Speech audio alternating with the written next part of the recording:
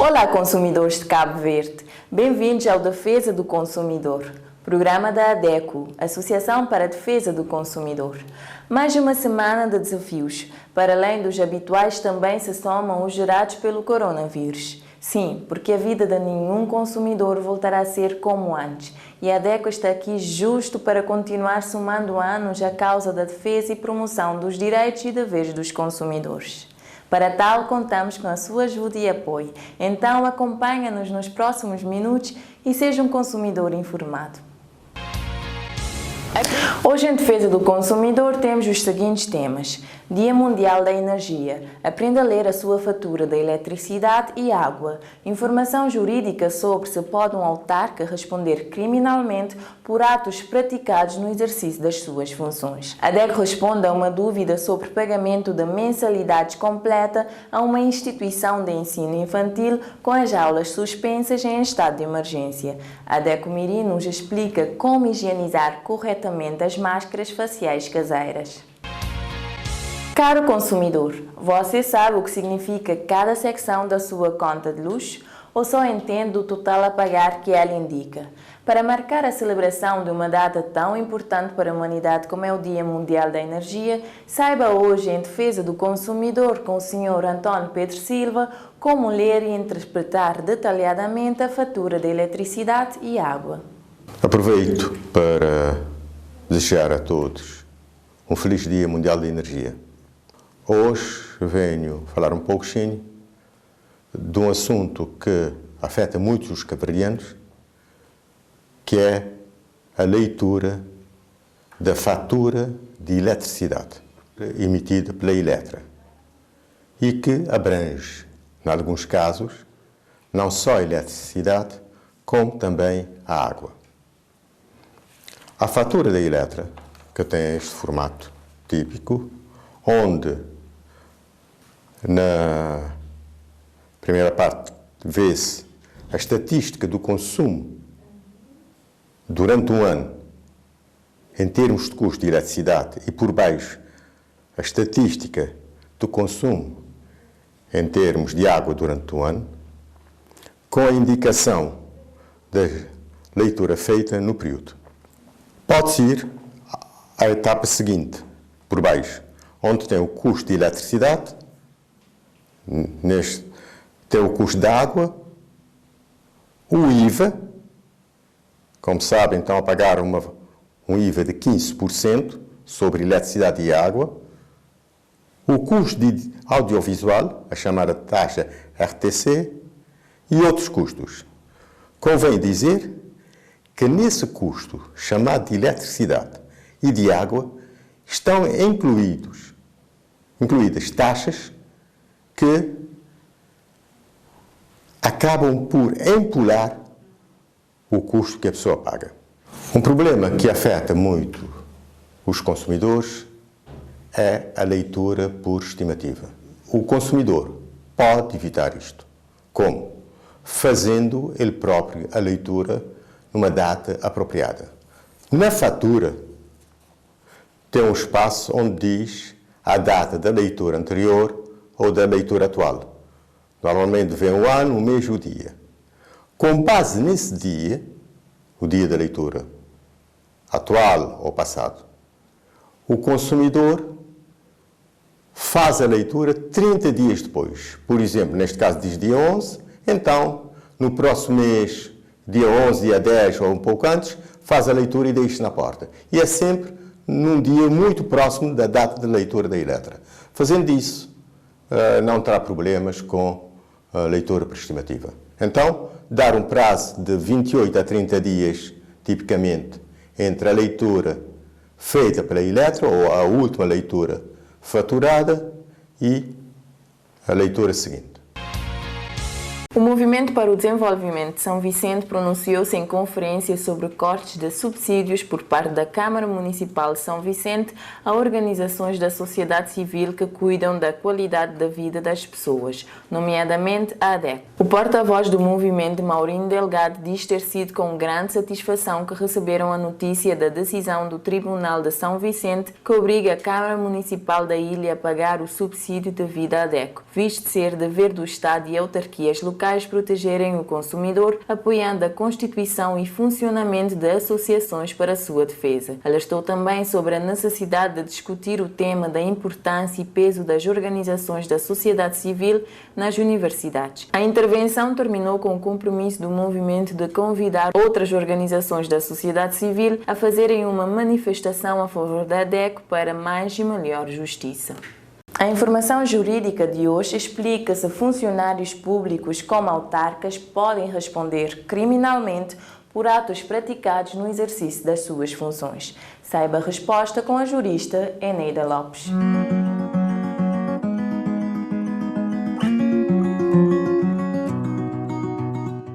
Um autarca que, no exercício das suas funções, praticar atos ou então omitir comportamentos de tal modo graves ou extremamente graves que possam atentar contra o país, contra a pátria, contra a independência nacional, contra a Constituição, contra o Estado de Direito Democrático, contra os órgãos constitucionais, contra a transparência, a legalidade das contas públicas. Esse autarca, sim, nessas condições, poderá responder criminalmente por atos ou por omissões no exercício da sua função de autarca. E essa responsabilidade seria uma responsabilidade de um titular de um cargo político. E essa responsabilidade, porque é uma responsabilidade específica para um grupo específico de cidadãos que ocupam determinadas funções, isto é, os detentores de cargos políticos, nós temos legislação especial que regula bem esta responsabilidade. Portanto, essa responsabilidade tem características próprias em matéria de legitimidade, de competência e daí por diante. Os atos ou as omissões, quem sabe, que mais podem acontecer no exercício das funções do autarca que lhe possam caber uma responsabilização criminal, nós temos, por exemplo, a traição, nós temos, por exemplo, a corrupção, nós temos, por exemplo, a coação aos órgãos constitucionais, nós temos, por exemplo, a violação de regras urbanísticas, nós temos, por exemplo, o abuso do poder e daí por diante. Portanto, esses atos aqui podem sim valer a um autarca que, provada a sua conduta gravosa, culposa, sim, pode-lhe valer responsabilização criminal enquanto titular de um cargo político. A ADECO responde a uma consumidora que o jardim infantil frequentado pela sua filha exigiu que a encarregada da educação pagasse as mensalidades completas, mesmo com as aulas presenciais suspensas em tempos de estado de emergência. Com o estado de emergência, aplicou-se medidas de isolamento social e de distanciamento social. Isso levou a que as instituições de ensino infantil também tivessem de cancelar as aulas presenciais. Neste sentido, a Consumidor nos trouxe um problema em que a instituição de ensino infantil, onde a sua filha costuma ir, cobrou as mensalidades, as propinas mensais que deveriam ser pagas nesse período de cancelamento, da ausência de aulas presenciais. A ADECO entende que aqui tem um problema de relação de consumo, visto que a instituição de ensino infantil não conseguiu prestar o serviço das aulas presenciais e a consumidora não conseguiu ter acesso a esse serviço. E a ADECO recomenda que definiu certas diretrizes que poderiam mediar a resolução deste problema. E a primeira é de que dever-se-á tentar chegar a uma resolução extrajudicial do problema, ou seja, não recorrer à justiça para casos deste tipo. Deverá haver uma negociação com vista a chegada a um acordo de resguardo dos direitos do consumidor, mas também que mantenha o equilíbrio contratual entre a instituição de ensino infantil e a consumidora, ou seja, os encarregados de educação. Incidindo sobre o pagamento das propinas, a DEC entende que deverá haver o pagamento de uma percentagem do que normalmente se paga. Uma percentagem. A percentagem poderá ser sugerida pela instituição de ensino infantil, mas será discutida e debatida com os encarregados de educação. Sugere-se também que os encarregados formem uma comissão que represente todos os encarregados de educação e discutam para que se chegue a uma solução, a uma conclusão, a um acordo equilibrado entre as duas partes. Entende-se que esse pagamento deve ser feito parcial, esse pagamento parcial deve ser feito, essa percentagem deve ser paga. Mesmo que as aulas não estejam a acontecer, o local continua a ter custos. Tem custos com os profissionais de ensino. Logo, para se manter o funcionamento da instituição de ensino pós o estado de emergência e o estado pós-emergência, deve-se efetuar esse pagamento parcial. E também deve-se pagar menos, porque os custos são menos. Não se tem custo, com a ausência de aulas presenciais, não se tem custo com eletricidade, não se tem custo com água. Portanto, deve-se encontrar uma solução equilibrada, solidária, com os professores também que devem ter os seus salários pagos, mas também que resguarde os direitos do consumidor. Foram várias as informações que tivemos preparando-nos para o uso correto das máscaras, que agora são obrigatórias. Mas, caro consumidor, você sabe como fazer a higienização e lavagem correta? Se não, aprenda agora em ADECO Mirim. Olá, consumidores Mirim! As máscaras caseiras, comunitárias ou reutilizáveis servem para diminuir a propagação do Covid-19, pois evitam espalhar gotículas de saliva ou respiratórias. Devem ter pelo menos 2 camadas ou dupla face de tecido como barreira. Entretanto, não protegem a pessoa que utiliza a máscara, pois não tem filtros. As máscaras são mais uma arma contra a luta do Covid-19. Então vamos aprender como usá-las? Primeiro temos que saber que as máscaras são de uso pessoal. Não devemos nunca compartilhar a nossa máscara com ninguém.